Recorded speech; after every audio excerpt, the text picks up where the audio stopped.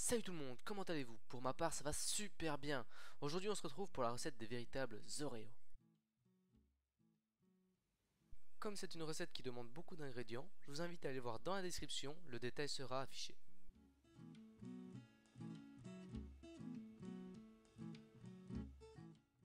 Commençons directement par ajouter la cassonade. On met ensuite le cacao en poudre. Et ensuite, on complète avec la farine. Il est alors temps de mélanger tous les ingrédients ensemble. On va maintenant ajouter les éléments liquides. Pour ça, ajoutez l'eau dans le beurre et faites-le cuire au micro-ondes jusqu'à ce qu'il soit bien fondu.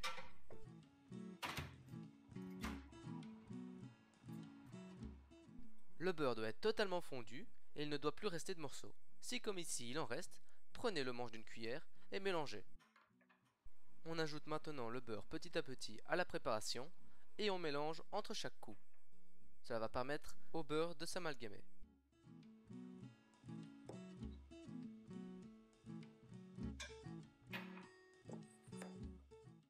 La pâte devient de plus en plus dense et épaisse et ne devrait plus tarder à devenir une boule.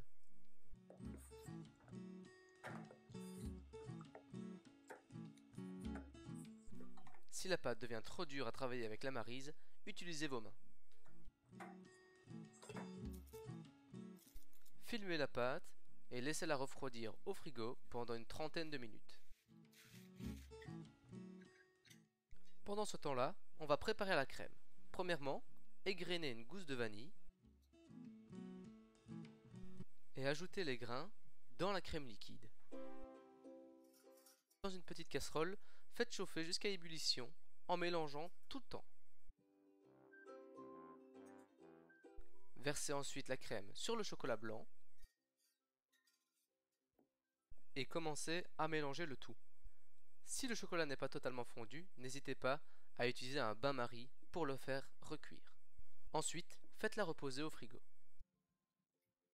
Préchauffez votre four à 180 degrés Celsius. On peut maintenant sortir la pâte du frigo et l'étaler.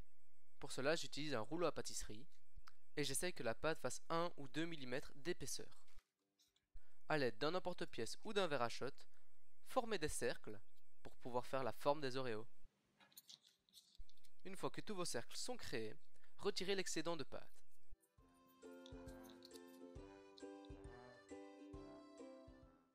Disposez vos futurs Oreos sur une plaque de cuisson et à l'aide d'une fourchette, vous pouvez façonner les bords de ceux-ci. Enfournez vos biscuits dans le four et laissez-les cuire pendant 12 à 13 minutes. Sortez votre crème du frigo et commencez à la battre. N'ayez pas peur, la crème est jaune, mais après être battue, elle deviendra de plus en plus blanche.